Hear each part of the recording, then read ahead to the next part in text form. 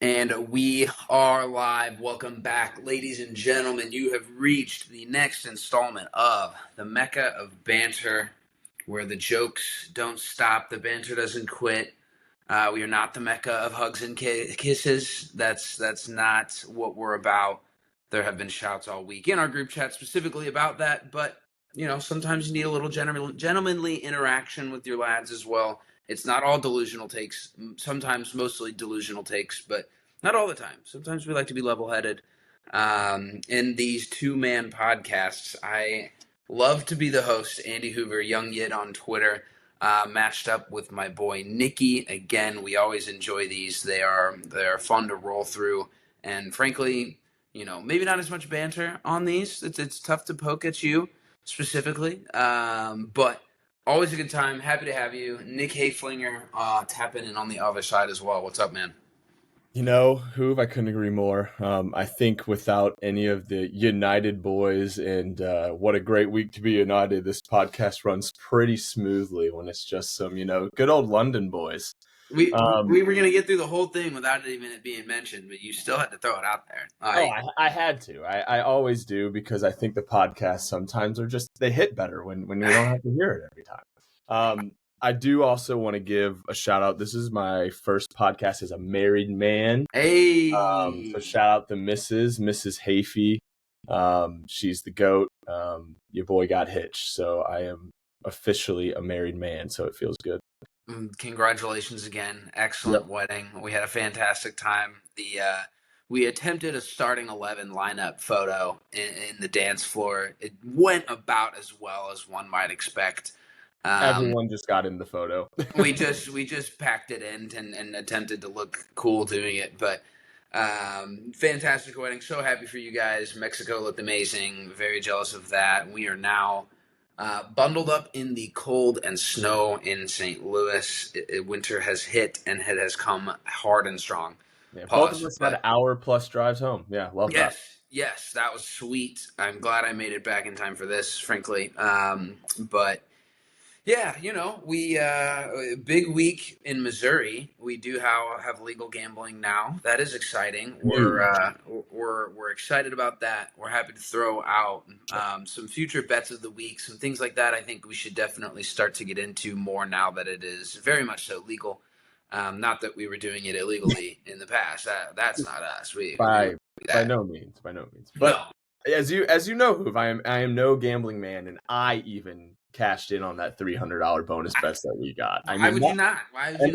It's free. It's bonus. They're going to get you on the back end, whether it's with an addiction or not being able to cash it out. One of the two. But I think it's the cash out, because I was like, there's only certain bets I can click this bonus on. I'm like, interesting what they're doing here. It's almost like they know. It's almost like they've got an idea of how to run it's not really free.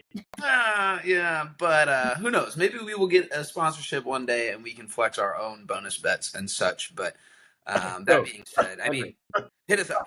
I mean, hit us up. Any of the platforms. You could be your mom and pop broker, and if you want to give us some free play on something, we will push your Joe's Credit Union. Come on. Well, you've got good odds on EPL. Then let us know. We'll pump it. But we'll jump straight into it. We had a big week of Champions League, and starting off, the Chelsea Blues had quite the start of a big week for them against Barcelona. And I'll hand up, did not anticipate seeing the game go the way that it went. I think there's a few pieces of detail that happened in the game to throw out that kind of skewed my thought or perception of how it was going to turn out. But I'll let you lead into this. You got to be buzzing. Yeah, absolutely buzzing after this one, Hoover. Honestly, just playing teams of this caliber again in games that matter. Obviously, it's still like group play and we're not getting to eliminations yet, but like playing Barcelona again is always like, I feel like it gets you hyped before a game no matter what. And honestly, I think what you were kind of hinting at was I think Barca had a really early missed chance, and then obviously the red card that I think drastically changed this game. I think we had an incredible performance, but I think if Torres scores that wide open goal and they don't get the red, I think it's a completely different outcome. But obviously, I'm going to hit on the major points that you probably saw coming. Cucurella once again adds another person to his pocket. I think he is honestly, in my opinion, one of the best left backs in the world, if not the best left back in the world. I think he's been absolutely balling and marking people out of games, and I don't, and he's helping us offensively a lot as well. So like, there's not much I can really say about him. I also think the fact that we can put our right back into our center mid and him completely boss a midfield is absolutely incredible. Reece James just slots perfectly into our midfield so effortlessly. And he had an incredible performance himself. And then obviously the 18-year-old wonder kid Estevao scoring a goal and I think I screamed so loud when he scored that. That one hit like crack. And once again, I'm just happy to be playing in the Champions League and getting these results. I think it's huge. I didn't see this one coming. I thought it was going to be a lot closer. Obviously, I think the red card changes the scoreline, but I do think the outcome would have been the same, even if the red card still happened. So I'm going to throw something out here. I pulled this from deep in the memory banks of previous conversations we've had about specifically Reece James. You and me and a lot of other blues players, blues fans, did not think it would work out through the middle of the park and had seen it previously not work out in the middle of the park. Something changed. I don't know what you might attribute to that to, but his last few games in the middle have been excellent. Yeah, I think one is consistency of play. He hasn't been, and I don't even want to say it out loud because of how injury I'll knock prone. for you. Yeah, like how injury prone this man is, but the fact that he's been able to be in the speed of play like this for a consistent length of time, I think helps a lot, because I think a lot of what I was saying back then in my criticism towards him was he was a little bit slow. But I think now that he's in that mix and playing with that speed consistently, I think he's doing it very well. I also think the midfield that he has around him drastically helps him. The fact that he's playing next to Caicedo and then Enzo up top, like I think that midfield three is unbelievable, and he has a lot of talent around him. So I think he almost feels free to do whatever the heck he wants, because Caicedo is either behind him or he has an Enzo in front of him to kind of make the break. So I definitely think you're right. Back then, I was definitely hesitant, and I was kind of happy with a lot of our center defensive mid signings that we had. But with some of the injuries and obviously our depth, I love Gusto. I think he's a baller. So the fact that we can have him on the pitch as well as Reece James and him playing in the midfield, I think is just a bonus. I think we've seen a couple guys on your end get better with time, which we've said was going to happen. That was always going to be the case. I think Gusto being one of them. I thought he had a good performance at the weekend as well.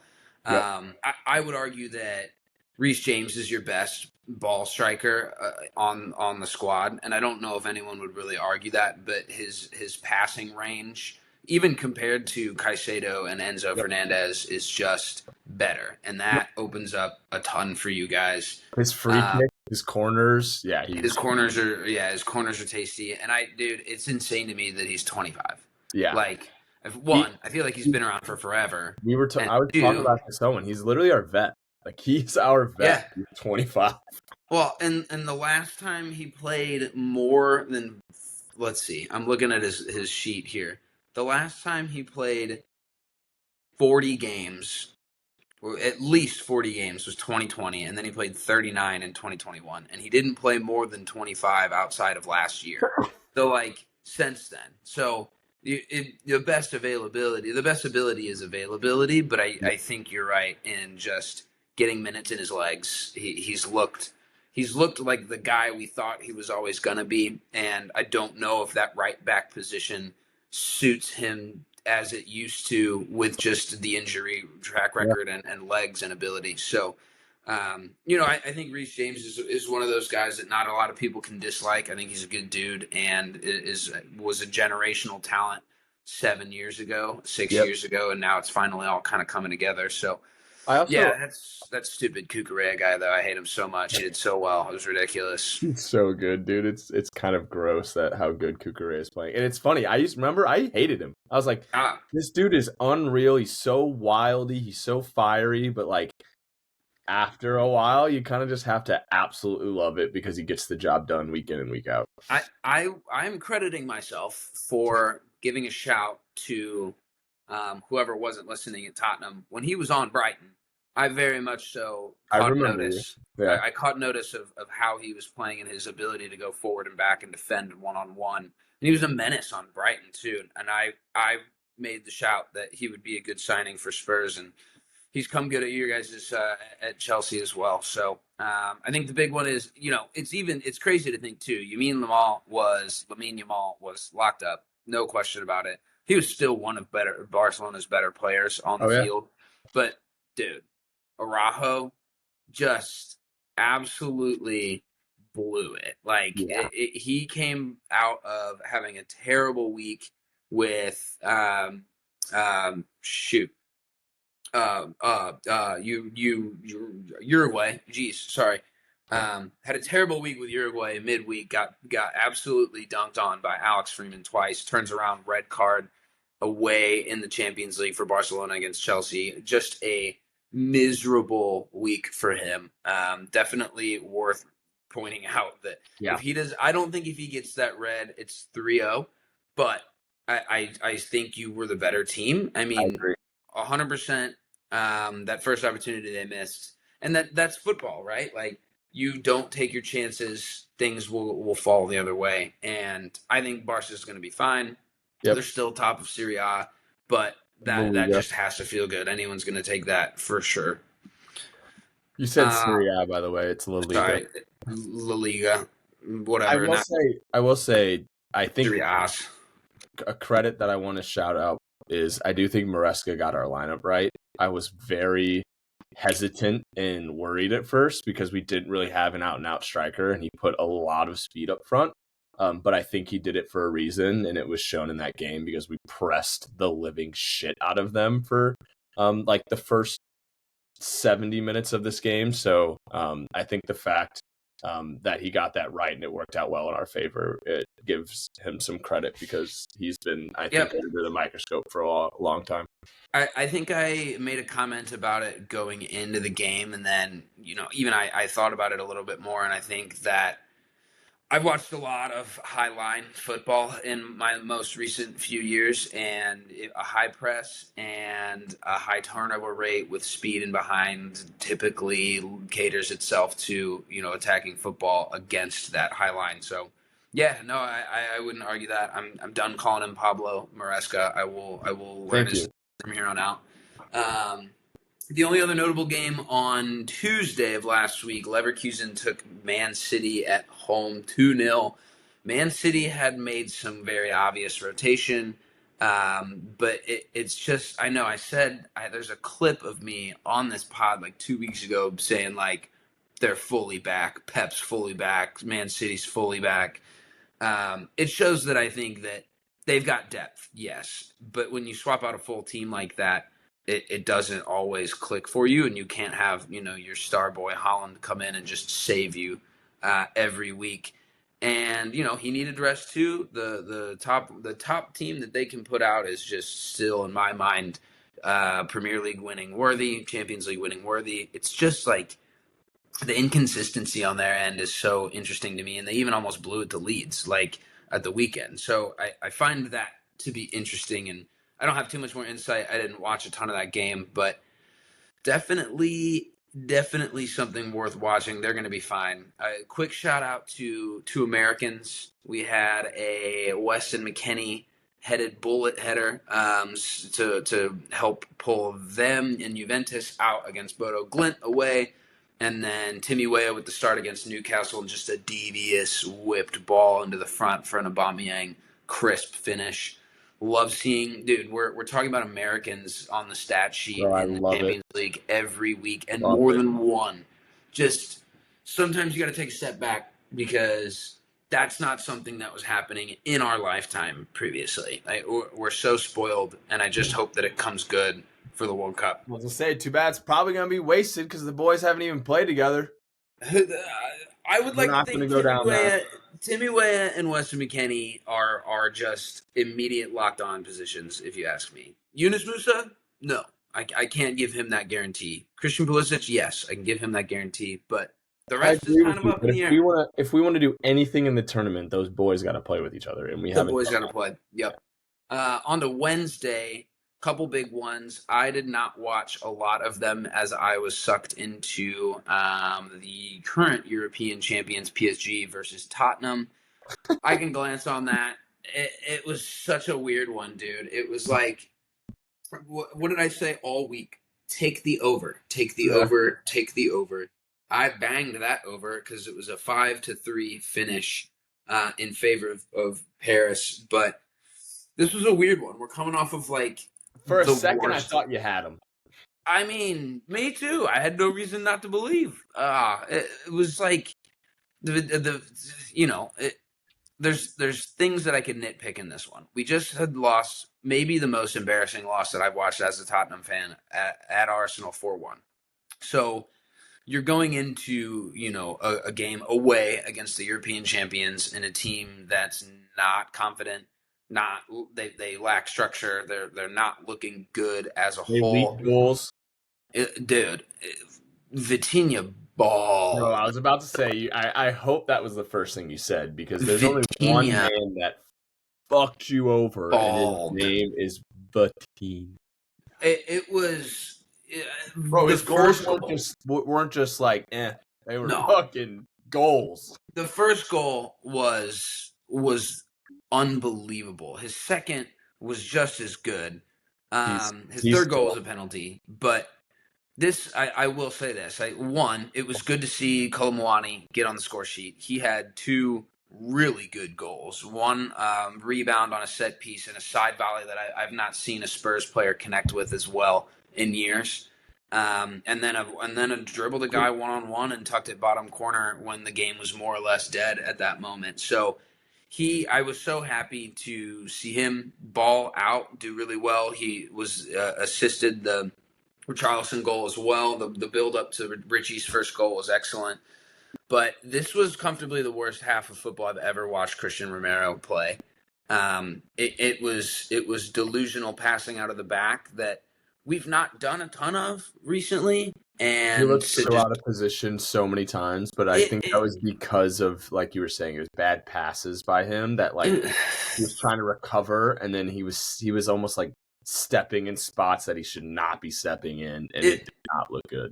the second half was maybe the worst defensive performance I've seen ever. Not ever. That's a total lie. This year under Thomas Frank, comfortably worst defensive performance in one Yeah, half that I've ever seen. 9 goals in 2 matches back to back is just miserable for a guy that started the season with like 7 clean sheets or whatever. We let up I like 5 goals through the first I however many games. I'm pretty sure I said that you guys have one of the better back fours in the game, but It's not coming to look good that way right now. no, It was.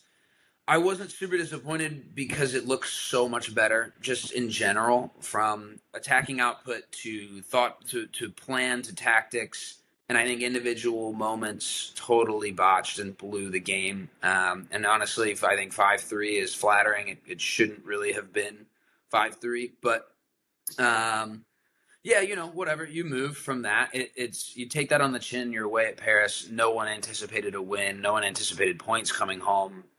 It's just one of those disappointing things. It's like we had it there for a little bit. It was looking really good going into half and even right after half, but quickly slipped away. Um, PSV goes to Anfield and wins 4-1. yeah, That was nuts. I I definitely think didn't take that, but I totally told Flan that I did. I they were PSV was plus 850, and if you're not a sports better, $10 wins you $85 back on plus 850. I did not take them plus 850. I bet on them plus 2. I bet a spread. I bet that they would keep the game within 2 goals, and I regret it. I truthfully regret it. They pulled something out of their hat on the weekend, but just some more super concerning stuff from Liverpool. And I even texted Butchie a little bit back and forth this weekend, and he's not watching a game until Arne Slot's out. And I think that says something. I know he said it in the past, but I think he's serious about it. And it's super, super concerning days for them. Because, I mean, it Do you was, think, do you think that's much? Like, do you think that Slot should be out? I, I don't know. I think The one man of his just won in points. the Prem. Right. One of his points was that it was Jurgen's team that won him the Prem. And I think what we saw from them last year was a lot more of a pragmatic approach to games and a dependence on wingers to be able to get balls in and make plays. And Luis Diaz in form was doing that, and Salah in form has always done that. We'll give it that.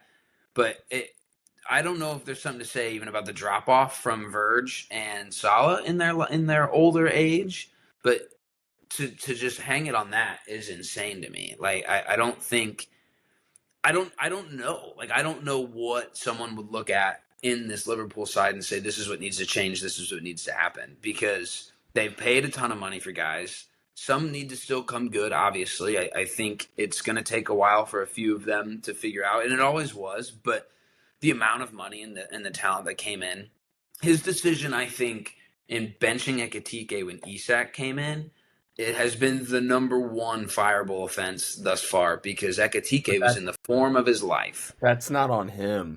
No, but like, He, what do you? he You're. has to play him I know, because of what the club did and how much they paid him. but He has to play him. His arms are yeah, tied.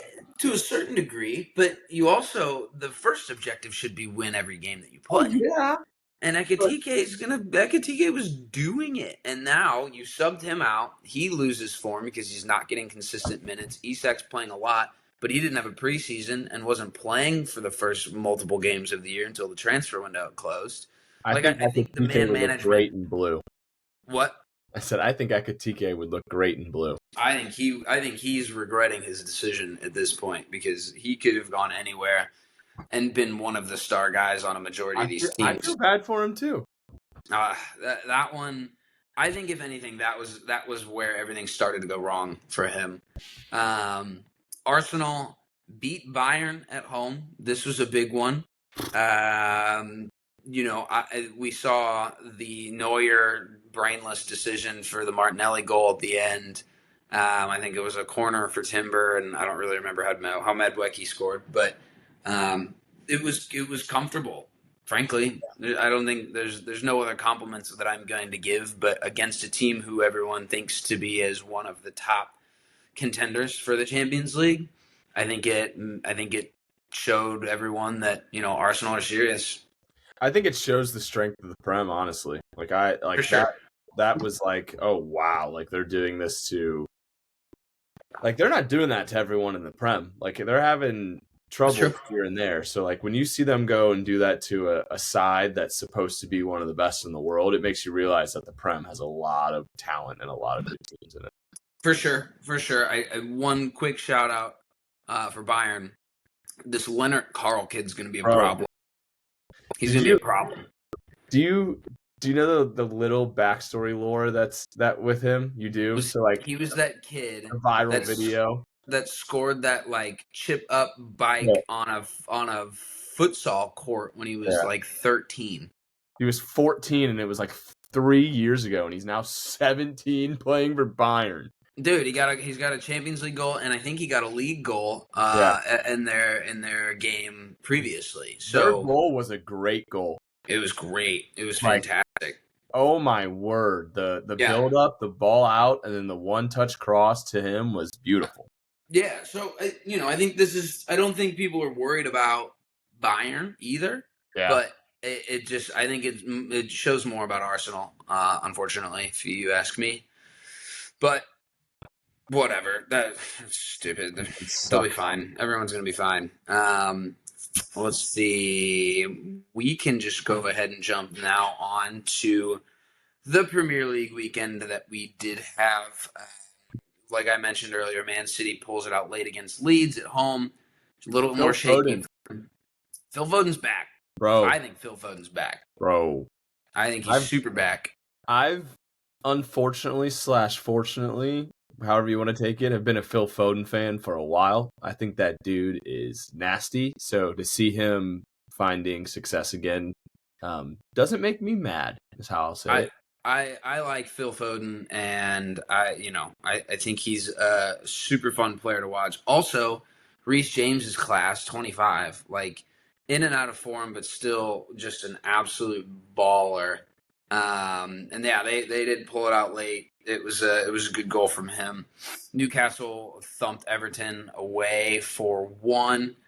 I like Woltmod, to be honest, dude. Yeah. I'm I, disappointed in this, but I really like him. Woltmod. yep, I agree with you. I like him too. I honestly think like of of the people that I thought would get screwed in the entire Isak thing, I'm shocked Newcastle was able to find a striker like him. And we've seen a ton of players come over from the Bundesliga that have had to take time to adapt. He Oh yeah, did not. He did not take time to I adapt. He agree. came in and started bagging. And my thing about him is like, look, if you're a big tall striker and you're a poacher and you're whatever, good. That there's no I don't have an issue with that.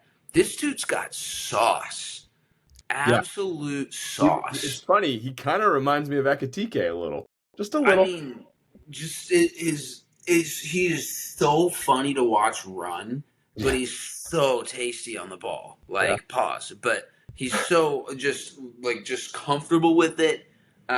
His technique and ability to get other players involved around him is unmatched. I mean, I think he's awesome, and I'm shocked that it didn't take a little bit for him to actually get going. Like he was ready. He was Premier League ready, and I think that's cool.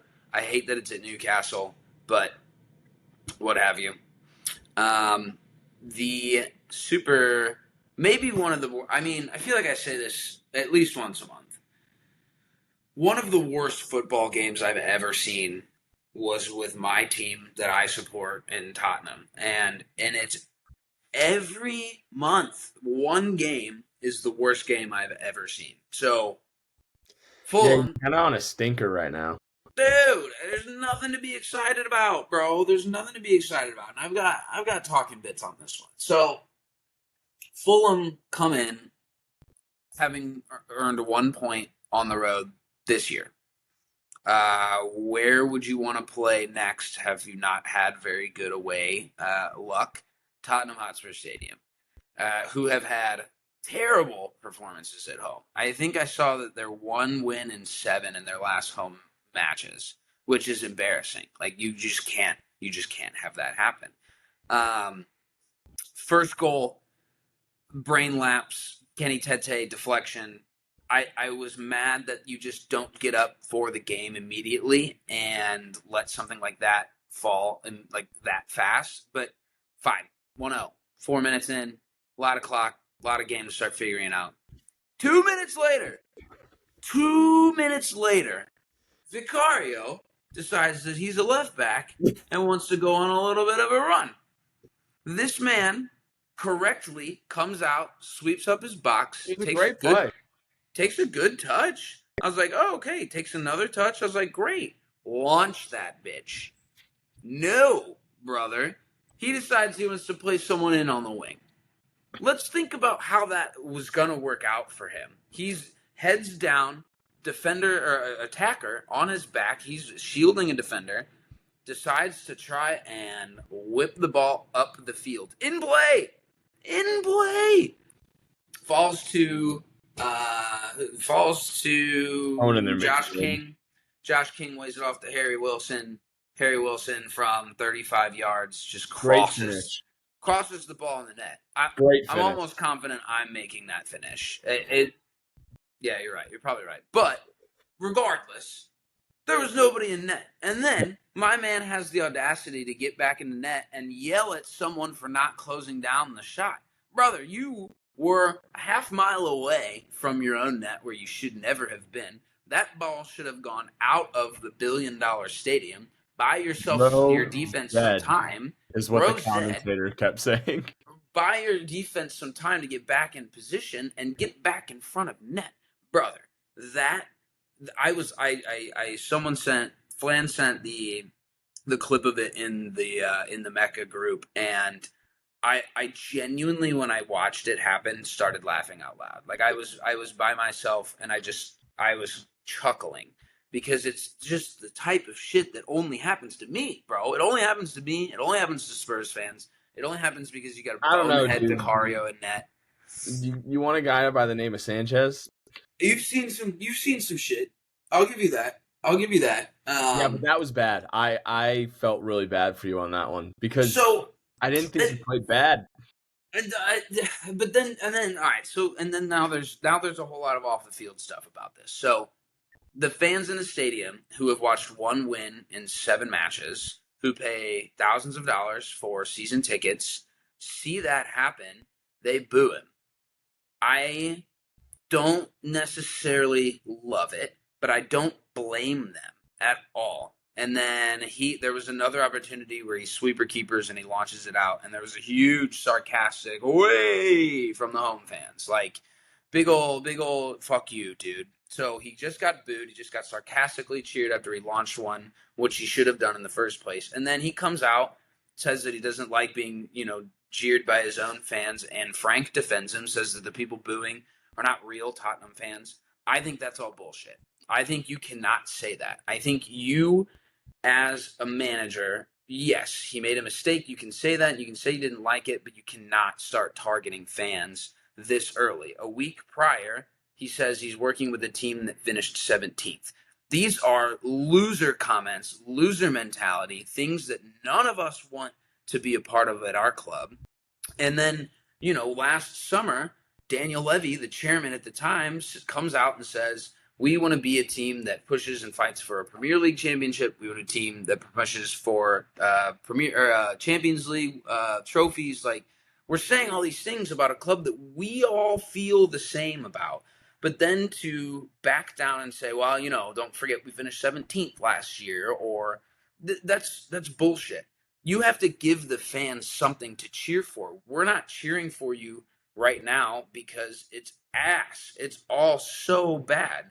But to flip that back on fans is totally irresponsible. Loser mentality. We have a Brentford manager who still thinks he's playing and managing at Brentford. We've got a guy who used to punch above his weight with less quality teams, less money to spend, less amazing facilities and stadiums, and he thinks he's still doing it. I don't want to punch above my weight, brother. I want to beat Fulham at home. I want to show up to the Emirates and look like I know what I'm doing. I want to beat PSG at some point. That would be sweet. I'm my wits end with this guy because he I came want in and someone said, to quote that. "Dude, I want to beat Fulham at home. that's it, brother. Let's start there. Let's start by beating Wolves at home. Wolves have 1 point all year. Guess where that 1 point came from, brother? Tottenham Hotspur Stadium. Like, it's just, this is not acceptable football, and it's not something that the fans are going to support. But then for you to turn around and put that on them is delusional. And Pedro Porro made a post about it too, that he didn't like getting booed either. Well, you know what, Pedro?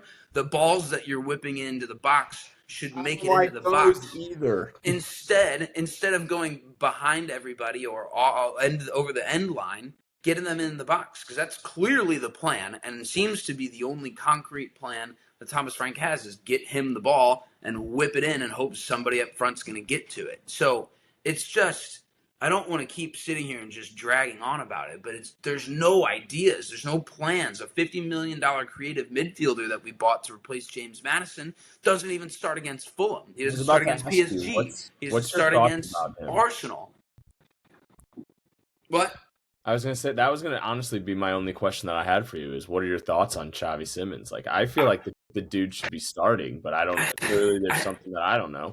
I do too. And like, if he has a stinker, hook him at 60. Okay, that's fine. But Yeah. like, we go down in the first half of games, and then we're like, oh, well, now we need someone to help open up space and create attacking play going forward. So we bring him on. He's Like, having to force a lot. he's having to force a lot, and that's not how you get a guy. You know, he's talking about getting acclimated to the league, which I do think has to happen. He's a smaller guy, and I think he's gotten bullied since he's been over in England. But like, how do you start to build that if you're not even getting the opportunity to start these games? Like, easily one of the most technically talented players on the squad, but he's not playing. We've got an obsession with Richarlison and Bentancur and Paulinho, who I'm losing faith in as well. It's just like, even then we bring him in, and we don't have a resemblance of a plan. We're not crossing balls in from the left. We're crossing balls in from the right, either on Pedro Porro's left foot or Pedro's right or Kudus's left. And Kudus is a 1v1 attacking winger who needs to get to the end line and then cross balls in, which he had mentioned months ago, which we all thought was how we were going to go about this. But the approach to Fulham is disgusting. It's embarrassing. You just can't do that.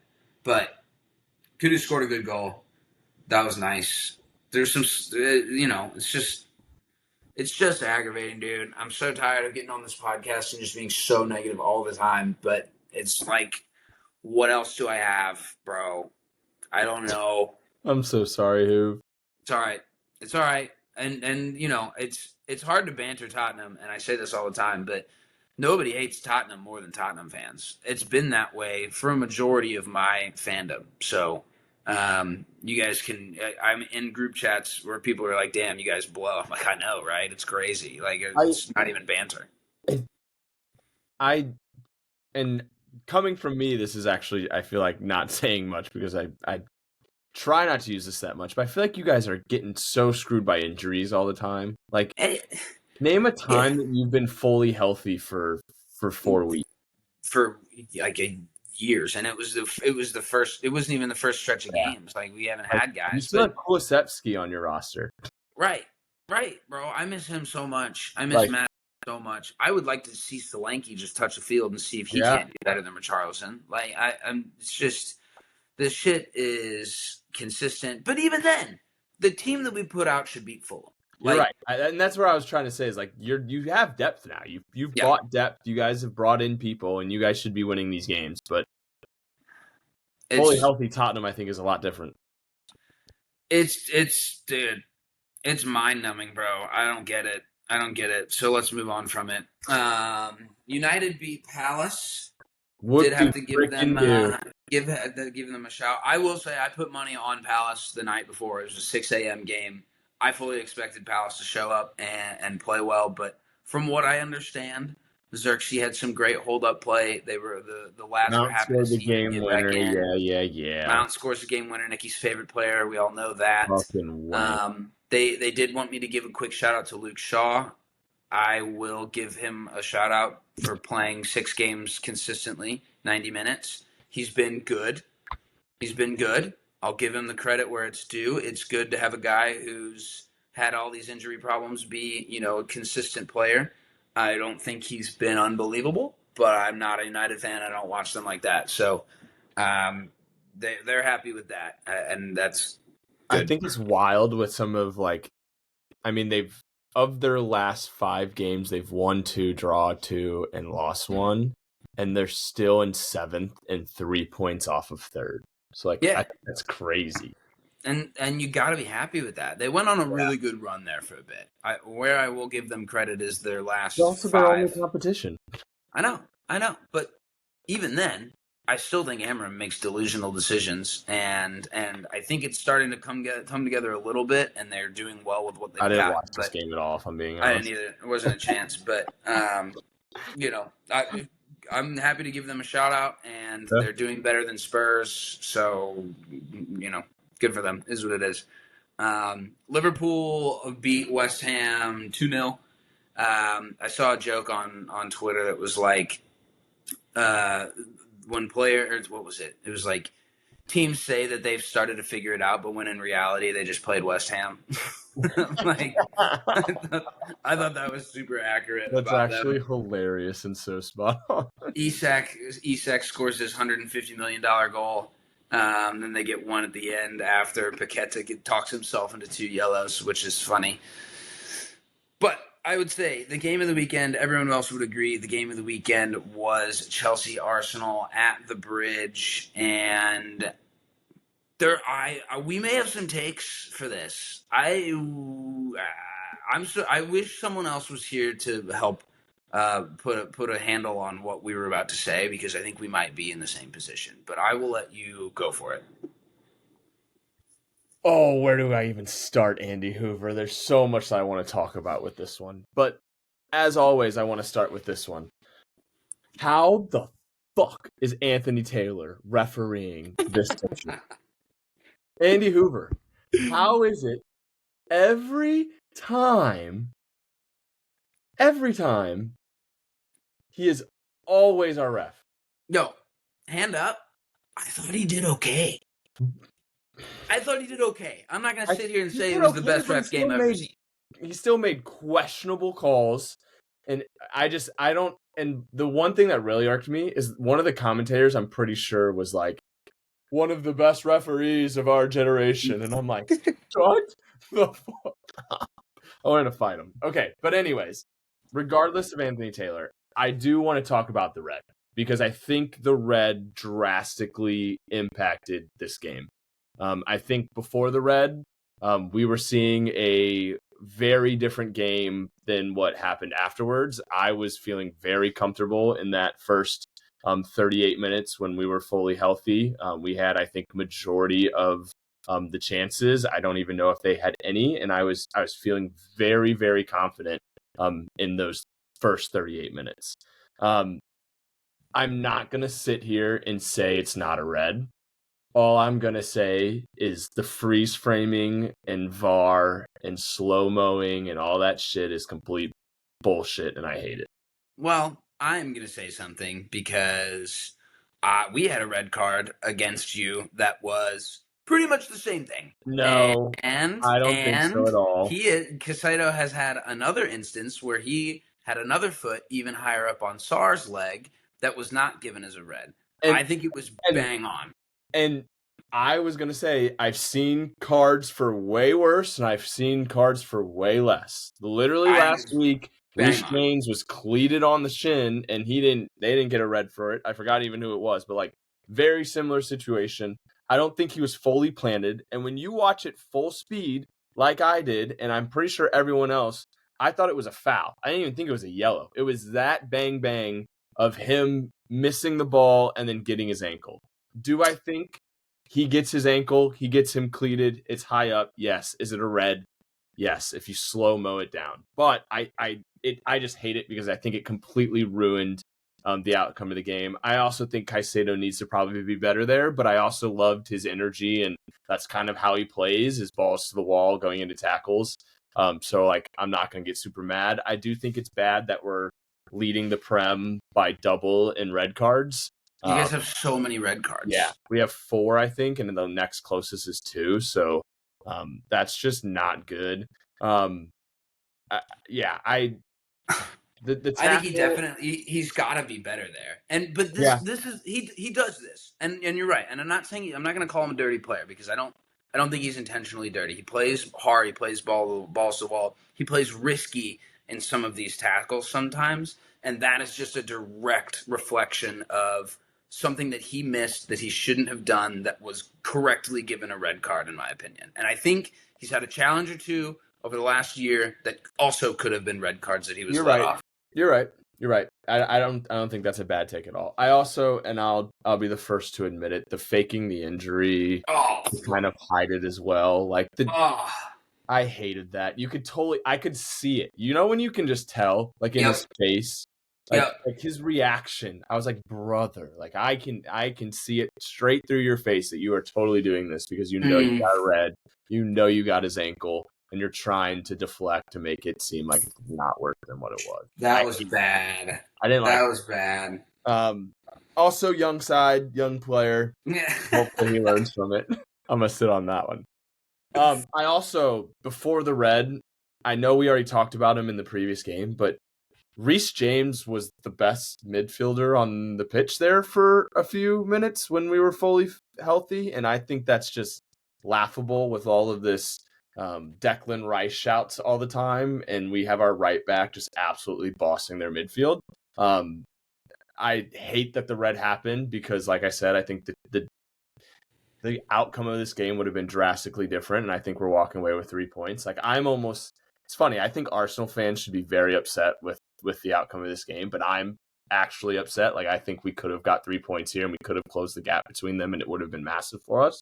So like that really pisses me off. But I also think if you're an Arsenal fan, you are not happy that you tied 10 men Chelsea at the bridge. I mean, some might be happy that you're taking a point against Chelsea away, like that. I guess that's a silver lining, but I think if they want to continue to have this run and have a chance at winning the title, they're going to have to step it up a little bit. Where they're at and where they're trying to be, I think you're 100% right. That I think 3 years ago, 4 years ago, 5 years ago, you're like, all right, point at the bridge. But now it's a win every game situation, especially against 10-man anybody. And I agree. I think you guys were. I comfortably might be too aggressive. I think you guys were definitely the better team. And the first 38 minutes, I agree. I think you guys looked a lot more dangerous. They were subdued. They did not have a lot going forward. Um, it all ends at a point, but Zubamendi, stinker, hooked. Eze, stinker, hooked. Martinelli, stinker, hooked. Like, you guys blocked in and did what you have to do with 10 men and attack, a corner set piece, and you did it expertly. But I agree. I really do think you guys looked better. And I think it's, is it too early to call out the December decline of Arsenal, or I don't know. I And JP, one thing I will agree though with Joe on JP. JP made a point that definitely a different game when you're not playing with your two star center backs. correct, Like they're a correct, different team, just correct. out and out.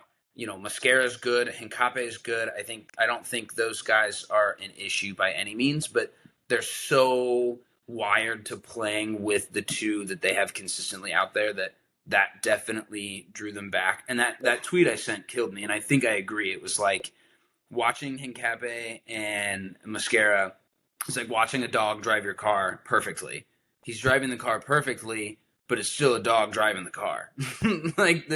And even someone tweeted it the same thing with Chalaba. It's like, and I get that for sure. It's just weird, and Well, it I didn't also we click the way. scored on a corner, so like Right. It if was. those two center backs are in there, You I don't know if you do. 100%. correct. 100%. No, I thought this one, it was a really interesting watch, and it cracked off from the jump. And I do agree that, I agree it was a red card, but I also agree it threw what we were going to get out of that game. I thought it was going to be a lot more high flying and exciting, but because you guys were going to take it to them, and Arsenal don't always play teams that take it to them, and they're masterful in keeping that mid block and then creating through the wings and set pieces and such. But it was still a pretty good watch. I thought you guys looked Kuka good. played incredible again. I think Yeah, besides Saka's assist, he pretty much I thought Gusto was great. yeah. I thought your back line performed, and yeah, dude, back to Reece James's set pieces, like that ball was disgusting. The corner he had was really, really good. He's Um, very good. but Sanchez also played well. What's up with that? How about you want to talk about a remontada? All I know is it happened every single time, and you may have just jinxed the shit out of him, but literally we talk good about him, and then he has a mistake. It I happens like every 5 games, I think it is, so he's probably due for one, but he has been playing well. I think I've told you guys this, and I've said this when I've tried to defend him in front of you guys. I think as a goalie with his shot stopping ability, he's very good. But if you yes, you then throw a ball at him and you want him to possess, we're having some shockers here and there. His yeah, decision making isn't great. He's a big boy, like tall, huge, yeah, lanky. He's a lot different than Kepa on corners, which makes me a lot more happy. But he definitely has a mistake in him. So like, I'm not gonna sit here and like say he's a worldly goalkeeper by any means, because next week he could literally get a red card, and we have yeah. Who knows? Oh yeah, he absolutely could. I will go ahead and take responsibility for everyone out there who's not a Chelsea fan for that jinx. You're welcome. I'm definitely putting it out into the world in the vicinity. I hope he has a stinker for the next six, but does not change the result. 1-1. Arsenal drop points, I think, is what you take away from this. I don't think you're looking at this as dropped points after the results of the game, after what happened on the pitch with the red card.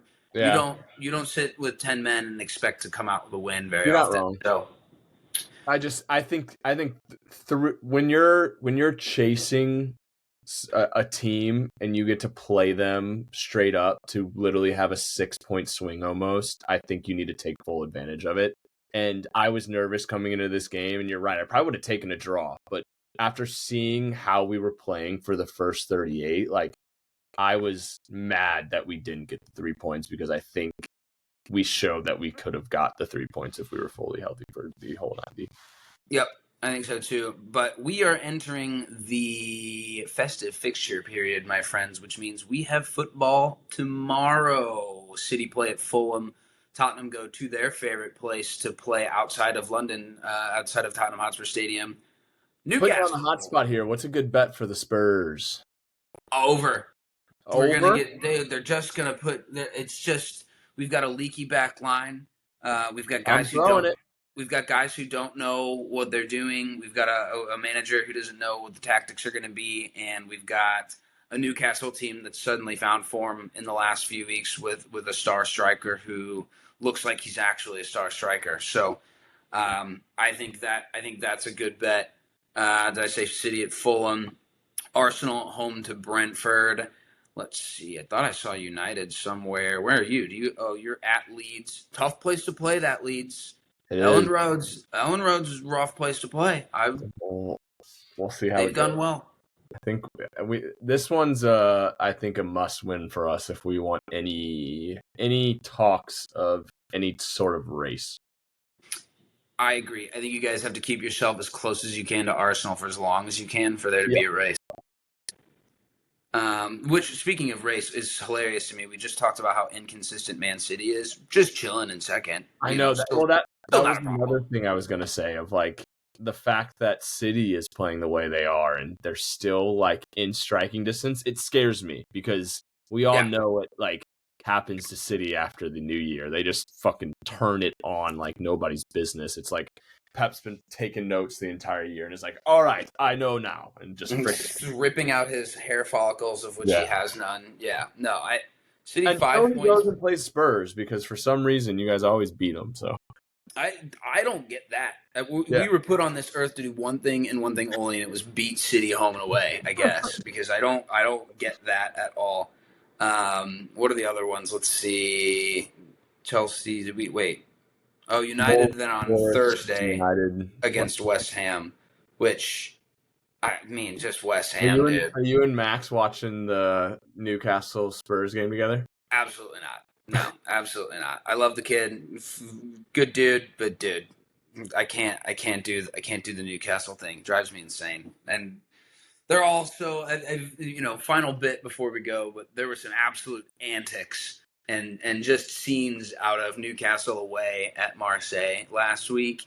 And I will say, probably one of the more electric fan bases out there. They're just like they're kind of just like savages, dude. And I respect it. I think it's probably one of the hardest places to play is St. James. They make everyone, kind of really have to rack up and show up there. But they're just these guys are, in France, they've got like nets around the away section, and it's just a lot more sectioned off. And they've got old drunk 50-year-old dads like hanging off of these nets, like screaming at Marseille fans. If they go next time they're away in Europe, get on Twitter because I will. you're gonna see some shit you've never seen before. Speaking of the French, I do want to end it with one. Mr. Paul Pogba, the man is back, Bah. finally on the pitch. I'm sorry. I know he may not be the greatest. I don't even know the full story of him on and off the pitch.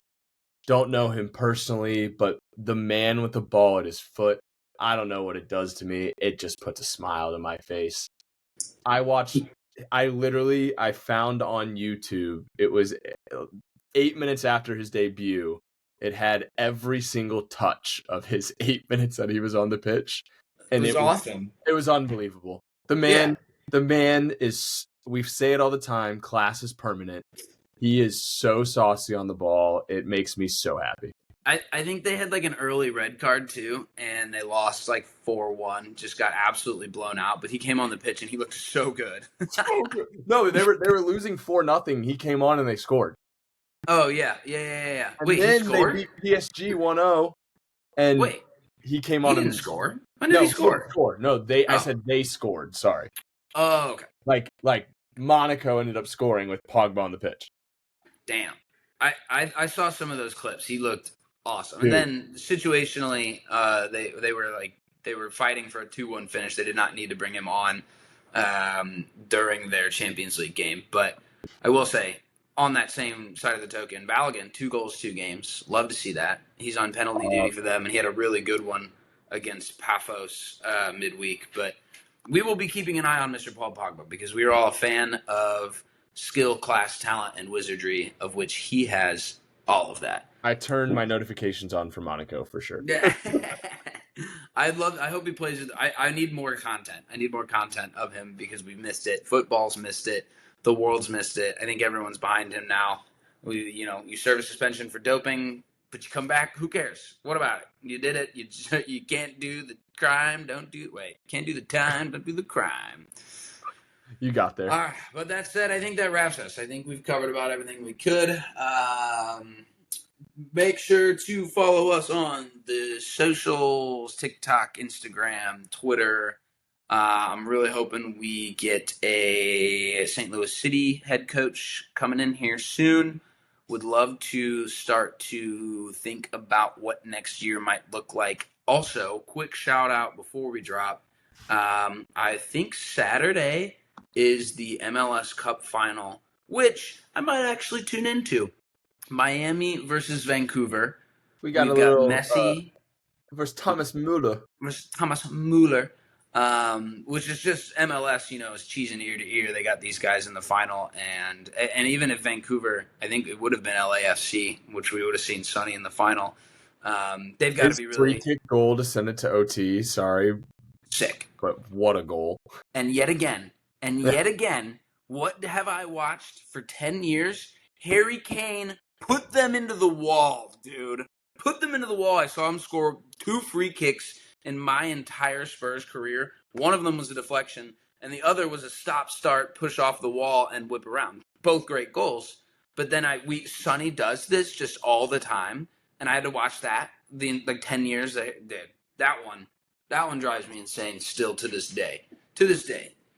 But Miami, Messi versus Mueller, that'll be a really good game. We'll hopefully get to chat, on St. Louis and their offseason antics coming up. Corey Ray's got a lot of big decisions to make on that end. But that will do it for us this evening. My fellow co-host, Nikki, well done. Always great doing one of these doubles with you.